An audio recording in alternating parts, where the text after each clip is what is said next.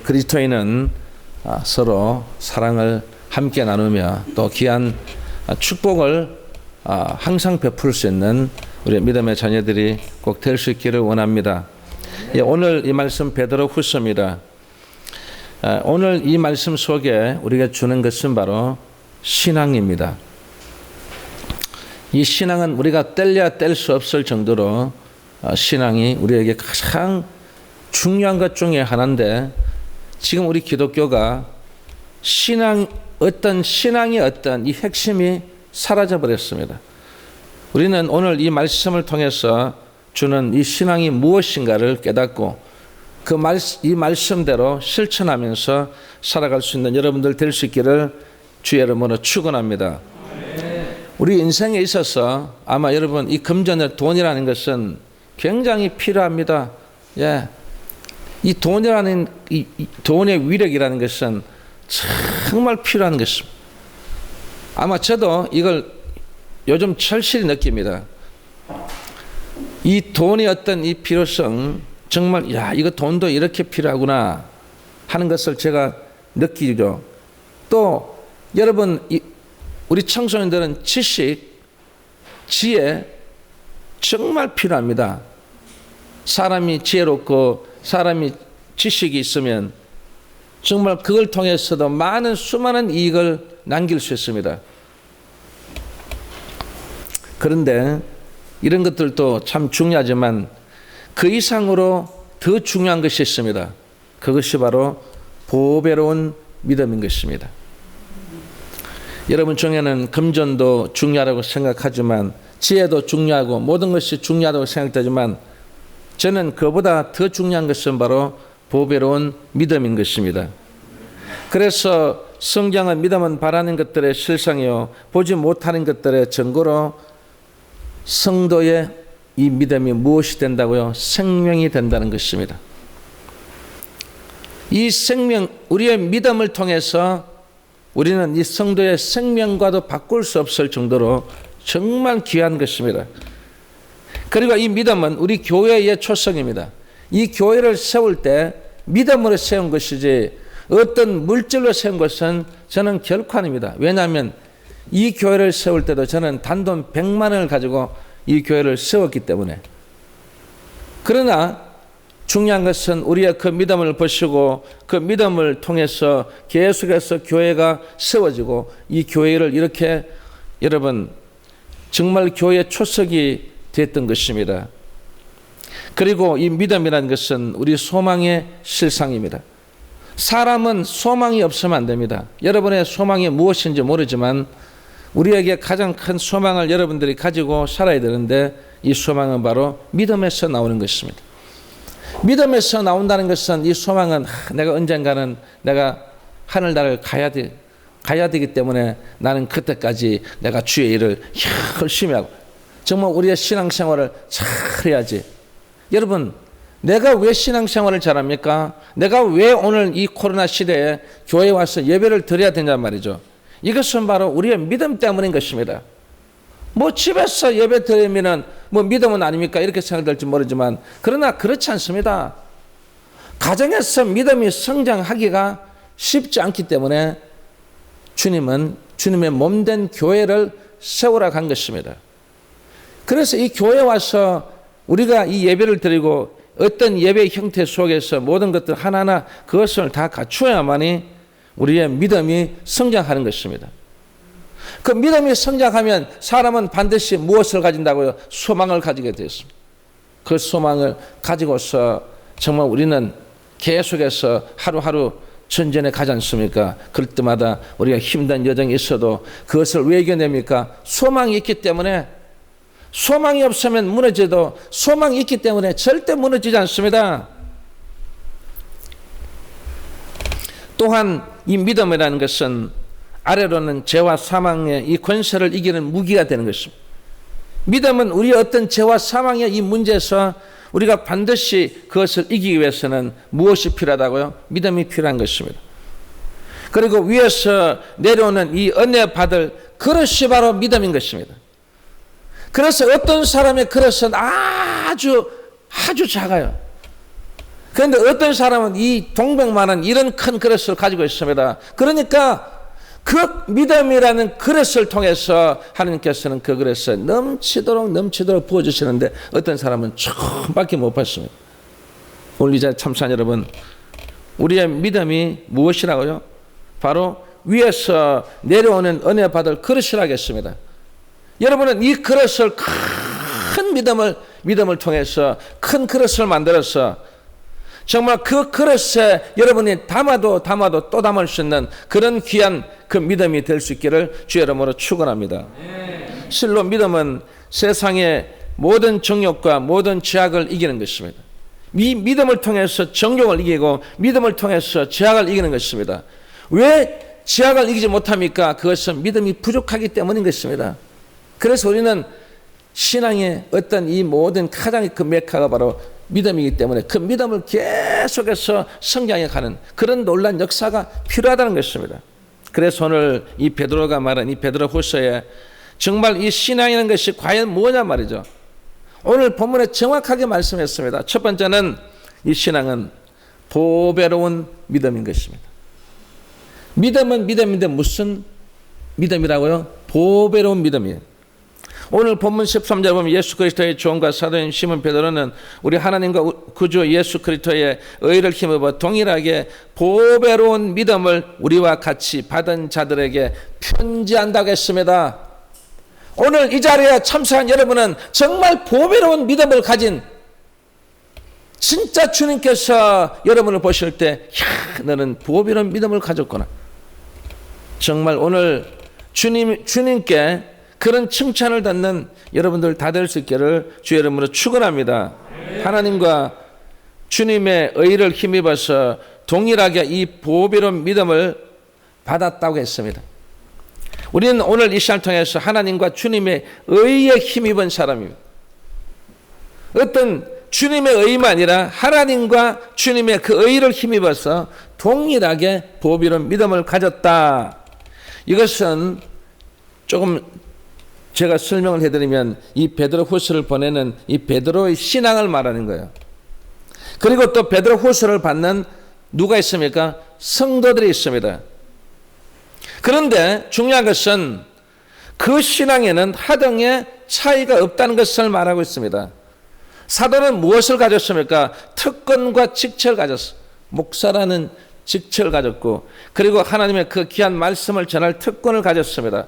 그리고 그 특권 속에서 하나님의 귀한 능력을 나타낼 수 있는 것을 가졌습니다. 그러나 신앙에 있어서는 높고 낮음이 없이 동일하다는 것입니다. 목사보다도 성도가 더 신앙이 더 좋을 수도 있다는 것입니다. 베드로가 그것을 강조하겠습니다. 오늘 이 자리에 참석한 여러분, 내가 권사인데, 권사면 뭐합니까? 어린 학생보다도 신앙이 없는 사람이 얼마나 많습니까? 목사면 뭐합니까? 지금 내가 구원을 받는지 안 받는지, 이 구원을 받는지 안 받는지 이거는 하늘나라에 가봐야 안다는 사람도 있습니다.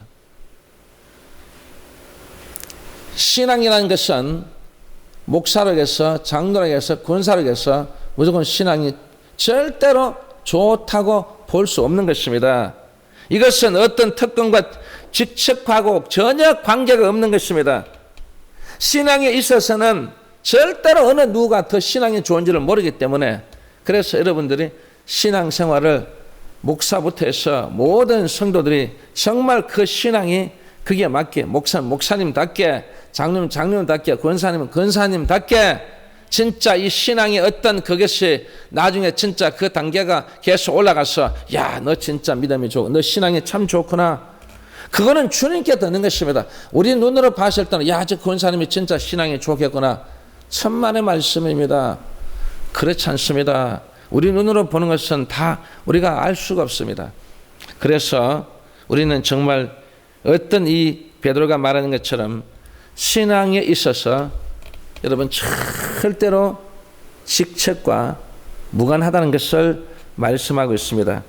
그리고 또 보배로운 믿음을 우리와 같이 받은 자들에게 그랬습니다. 여기서 우리와 함께 받은 자라 함은 하나님 앞에 은혜를 받되 한 개인이 체험한 신앙이 아니고 여러 사람이 공동적으로 받은 바 은혜를 말하는 것입니다. 즉 우리가 복음을 전가하는 이 하나님의 은혜는 보편적인 신앙이라는 것을 말하는 것입니다. 그래서 기독교의 신앙은 개인적인 독단이 아닙니다. 기독교 신앙은 개인의 만족의 영역에서 그치지 않고 여러 사람의 신앙적 교제를 말하는 것입니다. 하나의 공동체가 되면, 영혼교회라는 공동체가 되면 이 공동체 어떤 개인적인 어떤 프레이가 아닙니다.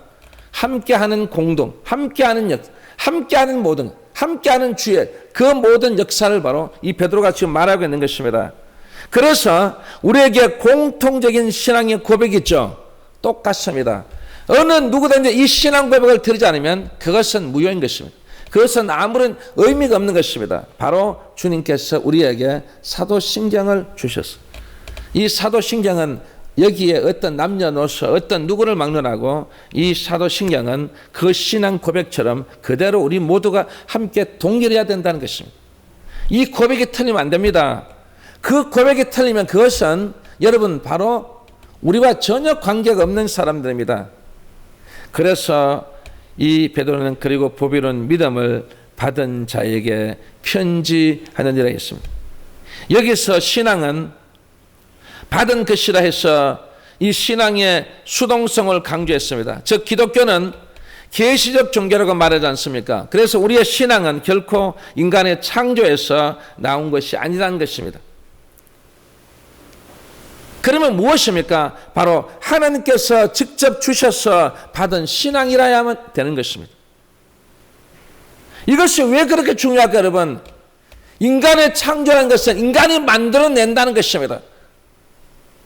아무리 유명해도 우리는 우리의 어떤 나를 만드신 하나님이 계십니다. 그래서 내 자신이 무엇으로도 여러분 창조될 수 없습니다. 말로서 창조를 해서도 안 된다는 것입니다. 아무리 유명해도 하나님의 것은 하나님의 것이고 하나님의 말씀은 하나님의 말씀이기 때문에 여러분 그 말씀을 아무에게나 어떤 것들이 여러분 인간이 어떤 창조해서 만들어내면 안 됩니다. 그러면 그것은 거짓입니다. 직접 중요한 것은 무엇입니까? 하나님께서 나에게 주셔서 정말 나를 통해서 그 신앙인으로 만들어주는 것이 바로 그것이 바로 우리의 신앙인 것입니다. 오늘 이 자리에 참석한 여러분, 인간의 창조 요즘 얼마나 많은 여러분 이런 것들이 나온지 모릅니다. 그래서 주의 종이라고 해서 어떤 그런 것들을 여러분 자기가 만들고 자기가 연구해서 자기가 뭐 했다고 해서 그것이 어떤 인간의 어떤 창조에서 절대로 나온 것이 아니라 그것을 우리가 받아들였어도 안 된다는 것입니다. 이 성경 66권 외에는 어떤 모든 것들은 여러분 그것은 우리의 참고사항이지 그것이 우리에게 창조가 되어서는 안 된다는 것입니다. 오로지 정말 하나님께서 우리 인간의 모든 창조에서 나온 것, 정말 하나님께서 만들어 주신 것, 그것만이 우리에게 필요한 것입니다. 그래서 바울은 로마서 10장 17절에 이렇게 말했습니다. 믿음은 들음에서 나며 들음은 그리스도의 말씀으로 말미암아. 여러분 우리는 계속해서 들어야 됩니다. 이거 아무리 유명한 사람이다, 아무리 목사라도 이 믿음은 들음에서 납니다. 왜? 창조하신 분이 그 말씀을 하시기 때문에. 진짜 창조하신 그분께서 우리에게 계속해서 들려주시기 때문에 그것을 우리가 들어야 됩니다. 그것을 듣지 않으면 우리는 그 어떤 창조의 모든 세계 속에서 우리는 정말 위배되는 그런 사람들이 될 수밖에 없는 것입니다. 그래서 우리는 계속해서 들으면서 나며 그리스도의 말씀으로 말미암는 이런 놀라운 역사가 일어나는 것이 바로 우리의 존재라는 것입니다. 그래서 듣지 못한 이를 어찌 믿으리요? 듣지 못하는데 믿을 수가 없다는 것입니다. 여러분 오늘 이 귀한 하나님의 이 말씀을 많이 들어야 됩니다. 듣기 위해서 여러분은 말씀을 읽어야 되는 것입니다. 여러분 스스로가 이 말씀을 계속해서 들음으로써 그 들음은 그리스도의 말씀으로 말미암는 이 놀라운 역사가 여러분 우리 모두에 있기를 주의 이름으로 축원합니다. 그래서 신앙은 수동적으로 들음을 통해 생긴다고 했습니다. 그렇기 때문에 교회는 무엇이 필요합니까? 바로 복음 전도가 필요한 것입니다. 그리고 말씀을 들려주는 것이 바로 우리의 사명이 되어야 될 점이 있습니다. 이게 한국 교회의 가장 큰 문제로, 이제 한마디로 말하면 우리 한국 교회가 이제는 복음 전도의 어떤 이 모든 것들이 바로 지금 계속해서 사라지고 있습니다. 여러분 1970년대만 하더라도 온 교회가 복음 전도 위해서 헌신하고 희생했습니다. 그래서 누구를 없이 온 골목골목마다 가서 그 복음을 전파하고 그리고 뭐 사역일을 통해서 막 설명해주고, 그래서 정말 그 귀한 말씀을 들려주는 그런 사명을 했습니다. 그런데 요즘은요 완전히 한마디로 다 사라져버렸어요. 오늘 이 자리에 참석한 우리 영웅의 성도 여러분은 교회는 복음 전도해야 됩니다. 그리고 말씀을 들려주는 사명이 나에게 있다라고 생각해야 됩니다. 아유, 나는 그런 사명이 없어요. 목사님, 저는 그한 사명이 없습니다. 이 사명은 어느 누구에게는 주고 누구에게 준 게 아니고 다 모두에게 준 것입니다. 모두에게 준 사명이기 때문에 이 사명은 어디를 가서라도 여러분은 이 사명을 감당해야 된다는 것입니다. 그러나 인간의 체험을 들려주는 것은 아닙니다. 하나님께서 주신 위에서부터 듣고 받는 것을 전제로 해야 됩니다. 우리는 인간의 어떤 체험, 그것은 잘못될 수 있습니다. 그래서 그것은 안 된다는 것입니다. 우리가 그 훌륭한 목사님들의 신앙 간증도 듣죠. 신앙 간증 들을 때는 확 은혜가 넘칩니다. 나중에 마지막 때에 보면 그의 모든 모습이, 그의 모든 것이 정말 하나님께 영광을 가리고 정말 그 큰 정말 상처를 남기는 그런 것들이 얼마나 많습니까? 그래서 인간의 체험이라는 것은 조심해야 됩니다. 될 수 있으면 인간의 체험적인 이런 얘기들은 할 필요성이 저는 없다고 봅니다. 성경이 주는, 성경 안에 있는 그 내용만이 우리가 전할 때 그 내용을 통해서 여러분 정말 귀한 그 말씀의 체험을 하고, 그리고 응답의 체험을 하고, 역사의 체험을 하고, 정말 그런 체험을 통해서 여러분 우리가 하나님께서 야, 나에게 주셨구나, 나와 함께 하시구나, 그리고 하나님께서 살아서 나에게 역사하시구나, 여러분 그 귀한 것들을 여러분이 그 체험적 것으로서 여러분들이 깨닫고, 여러분 그것을 내 마음속에서부터 우리로 나오는 정말 그 믿음이 계속해서 자라나는 그런 역사가 필요한 것입니다. 그래서 이러한 믿음을 무슨 믿음이라고요? 바로 보배로운 믿음이라고 하는 것입니다. 그래서 바울은 이런 보배로운 신앙에 비해서 자신을 바라보는 거예요. 자신을 바라볼 줄 알아야 됩니다. 여러분 신앙생활을 하는데 자신을 바라보지 않으면 내가 지금 신앙생활을 잘하고 있는지, 내가 지금 주님이 보실 때 정말 기뻐할 수 있는 그런 일들을 하고 있는지를 바라봐야 됩니다, 여러분. 내가 정말 기도를 열심히 하고 있는지, 내가 정말 주님 뜻대로 내가 신앙생활을 하고 있는지를 여러분 바라봐야 됩니다. 바울은 바라보니까 자기 자신을 바라볼 때 자신을 뭐라고 했습니까? 나는 질그릇이라고 했습니다. 여러분 질그릇 잘 알죠? 그건 그릇에도 그건 아주 안 좋은 그릇이에요. 이건 잘못하면 어떻게 하면 이건 어떻게 해요? 다 깨져버립니다. 그런 불완전한 그릇이라는 것이죠. 이런 바울도 자기 자신을 뭐라고 말한다고요? 질그릇에 비유했습니다. 여러분 이 자리에 있는 여러분들도 한번 비교해 보세요. 내가 어떤 그릇인지. 그걸 그릇이 이 바울처럼 이런 마음이 들면 바울이 그때부터 신앙이 어떤 이 모든 것들을 바꿉니다.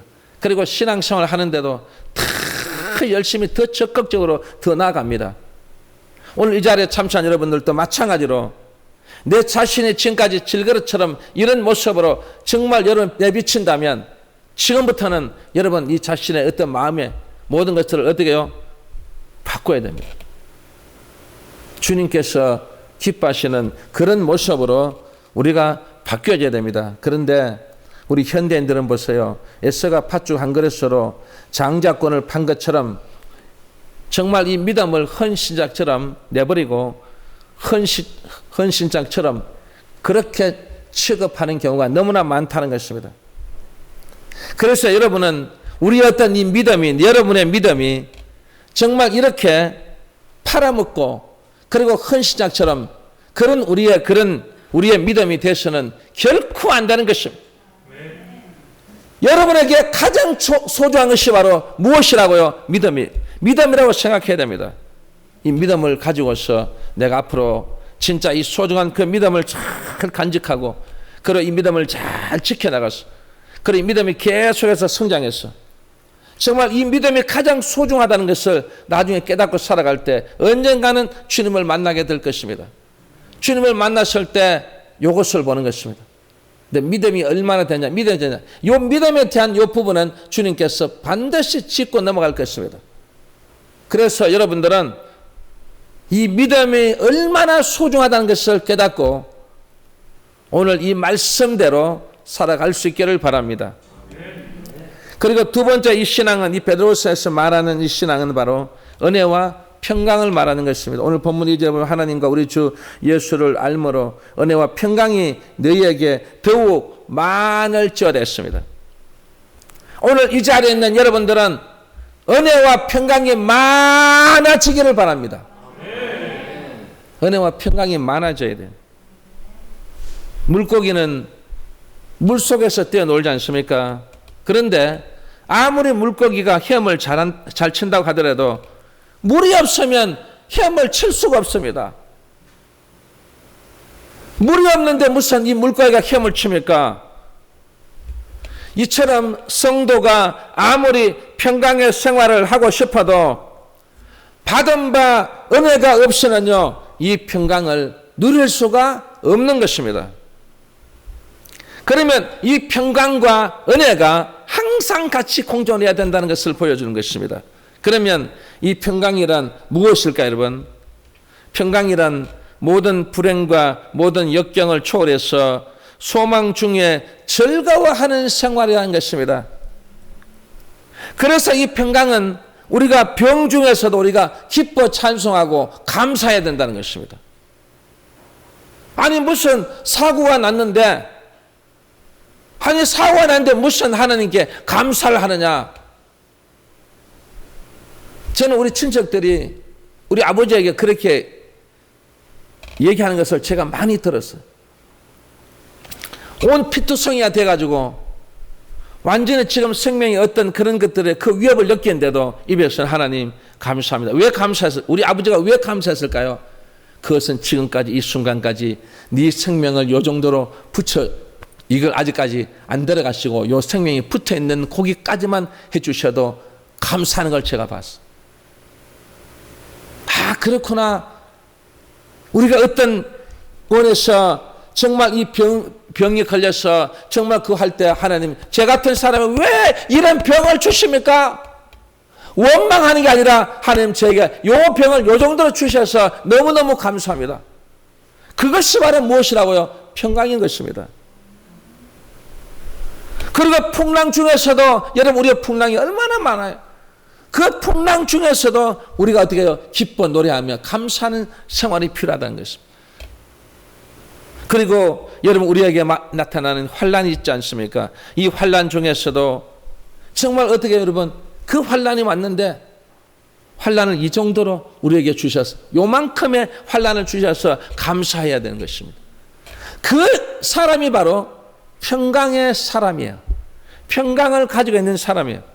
그 평강이 있기 때문에 그 정도의 그 환란, 그 정도의 풍랑, 그 정도의 병이 있더라도 그것을 기뻐하고 감사하는 그런 귀한 생활이라는 것입니다. 그래서 사도 바울은 보세요. 옥중에서도 찬송과 함께 감사와 기도하는 모습이 있지 않습니까? 왜 하나님께서 날 이렇게 쓰시는데 왜 날 이런 옥중에다 갇혀서 왜 하나님께서 왜 이렇게 저에게 고통을 주십니까? 그냥 복음 전도하는데 그냥 탄탄대로 달려갈 수 있도록 만들지 왜 나를 이 옥중에 이렇게 이 고생을 시킵니까? 이렇게 하지 않고 그 옥중에서도 하나님 앞에 영광의 그 찬송을 드리고 감사의 기도를 드리고 오늘 이 말씀을 이 바울의 행가처럼 우리도 이 베드로처럼 바울처럼 정말 본받을 필요성이 있다는 것입니다. 그래서 이 평강은 이렇게 환난 속에서도 즐거워해야 된다는 것을 보여준 것입니다. 여러분, 은혜가 충족해야만이 평강을 가질 수 있다는 것을 보여준 것입니다. 그러면 은혜가 성장하면 평강이 성장하고 은혜가 없으면 평강이 사라지는 것입니다. 저는 그런 것을 너무나 많이 봤습니다. 여러분, 반드시 은혜가 성장해야 됩니다. 오늘 이 예배 속에 은혜가 먼저 네 마음속에서 흘러 넘쳐야 되는 것입니다. 그 사람은 평강을 자연적으로 이 평강의 사람이 된다는 것입니다. 여러분, 은혜가 흔들리면요, 이 평강이 흔들려요. 예, 은혜가 흔들리지 않으면 이 평강이 절대로 흔들리지 않습니다. 끝까지 그 은혜를 통해서 평강이 같이 함께 가는 거예요. 여러분, 왜 사람이 무너진지 아십니까? 은혜가 떨어지기 때문에, 은혜가 무너지기 때문에 평강이 무너지니까 우리의 몸이 어떤 것들이요? 이 몸이 그냥, 육체가 그냥 어떻게 쉽게 이 장막이 무너지는 것입니다. 그러나 여러분, 우리의 몸도 마찬가지로 우리의 모든 것이 은혜를 딱 통해서 우리가 이 평강이 같이 함께 딱 공존해 있으면요, 예, 이 사람은 언제 어디를 가더라도 여러분 절대로 흔들리지 않고 넘어지지 않고 무너지지 않는다는 것을 보여준 것입니다. 그래서 여러분들은 이 은혜가 성장해야 됩니다. 은혜가 성장할 수 있도록 계속 해야 됩니다. 은혜만 계속 성장해서 은혜가 넘치면 평강도 넘쳐나는 것입니다. 아니, 나는 왜 이렇게 평강이 없을까? 그것은 바로 어디에 문제였다고요? 바로 오늘 본문처럼 은혜에 문제 있는 것입니다. 그러니까 제일 중요한 것이 무엇이라고? 은혜인 것입니다. 이 은혜를 계속해서 사모하고 은혜를 계속해서 쌓아가고 은혜가 계속해서 성장하고 은혜가 계속해서 나아가면 평강은 그에 따라온다는 것을 우리 성도들이 꼭 잊지 말아야 될 점이 있습니다. 그래서 여러분, 은혜 충만하십시다. 은혜 충만. 은혜 충만. 그리고 세 번째 이 신앙은 바로 오늘 본문을 보면 생명과 경건이라 하겠습니다. 오늘 본문 3절 보면 그의 신기한 능력으로 생명과 경건에 속한 모든 것을 우리에게 주셨으니 이는 자기의 영광과 덕으로서 우리를 부르신 자를 알므로 말미암는 되겠습니다. 여기서 생명이라는 것은 일반적 생명을 말함이 아니에요. 여기서 말하는 생명은 뭐냐면 성령의 역사로 중생한 참된 생명을 말하는 것입니다. 우리 지금 육체의 이 생명은요, 언제 갈지 몰라요, 여러분.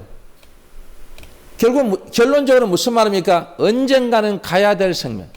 이 생명은 사라지게 되어 있습니다. 그러나 지금 베드로가 말하는 이 생명은 뭐냐면 일반적 생명이 아니라 성령의 역사로 중생한 참된 생명을 말하는 거예요. 이 생명은 영원히 죽지 않습니다. 이 생명을 가지고 하늘나라로 가는 것입니다. 이 참된 이 생명을 가지고 가기 때문에 이 참된 생명을 위해서 살아야 된다는 것입니다. 그 참된 생명을 더 소중하게 여겨야 됩니다. 그런데 우리는 어떤 생명을 더 소중하게 여겨요? 바로 일반적인 생명을 소중하는 거예요. 일반적인 생명만 뭐가 있으면 호들갑을 떨고 일반적인 생명 가면 아이고 목사님, 아이고 제가 이 생명에 어떤 위독함을 느끼고 하여튼 이 일반적인 생명에 너무 치우쳐 버렸습니다. 그러나 우리는 이 일반적 생명은 똑같이 이거는 어떤 사람이든 막론하고 언젠가는 이 생명은 결국은 어떻게 내려놓아야 됩니다. 언젠가는 이 생명이 멈추게 되어 있습니다. 그러나 성령의 역사로 중생한 이 참된 생명은요, 이 생명이 다치면 안 됩니다. 이 생명이 계속해서 성장하도록, 이 생명이 건강하도록 만들어야 됩니다.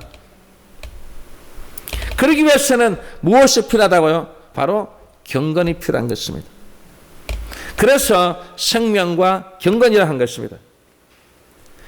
이 경건은 이런 참된 생명을 소유한 성도만의 생활이라는 것입니다.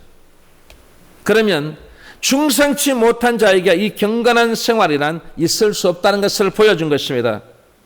우리가 이 군인들이 군대의 정복이나 정무를 왜 착용합니까? 바로 군인의 신분을 밝힘과 같은 것입니다. 군인에게 정복과 정모 반드시 착용해야 되는 것입니다. 어떤 일이 있어도 이 옷을 입지 않으면 안 되는 것입니다. 그것처럼 오늘 우리 사랑하는 성도들도 이 경건의 생활을 함으로써 성도의 생활을 밝히는 것입니다. 반드시 경건이 필요한 것입니다. 이 경건의 생활, 우리 기독교는, 우리 사랑하는 성도들은 정말 이 경건의 생활이야말로 가장 저는 중요하다고 생각합니다. 그래서 이 바울이 말한 것처럼 성령의 열매로서 말했죠. 바로 사랑이 분명해야 됩니다. 사랑이 어정쩡하면 안 된다는 말이에요. 사랑이 정말 그리스도의 사랑이 정말 확실해야 된다는 겁니다. 어정쩡한 사랑이 아니라 정말 사랑할 수 있는 그런 사랑. 희락도 마찬가지입니다. 화평도 마찬가지예요. 오래 참음도 마찬가지고 자비, 양선, 충성도 마찬가지예요. 온유와 절제까지 여러분 이런 것들이 분명해야 된다는 것을 보여주는 것입니다. 오늘 우리 사랑하는 성도 여러분, 이런 것이 우리에게 사랑과 희락과 화평과 오래 참음과 자비와 양성과 충성과 온유와 절제가 바로 이 경건의 생활을 하는데 필요한 것들이기 때문에 여러분 분명해야 된다는 것입니다. 사랑도 분명해야 됩니다. 충성하는 것도 분명해야 됩니다, 여러분. 온유하는 것도 분명해야 돼요, 여러분. 절제도 분명해야 됩니다. 오늘 이 자리에 참석한 우리 사랑하는 성도 여러분, 저는 이제 이 말씀을 마칩니다. 어떤 경건성이 없다면 영적 생명의 힘은 어디게요? 있을 수가 없다는 것을 보여준 것입니다. 여러분, 경건성입니다. 경건한 이 모습, 그것은 바로 성령의 열매라겠습니다. 여기 한 가지도 빠뜨림 없이 정말 우리 성도들은 새 속에 물들지 아니하고 하나님을 사랑하고 그리고 경건 생활에 힘삼으로써 이런 이 영적인 성장이 계속해서 성장해 갈 수 있기를 주의 이름으로 축원합니다.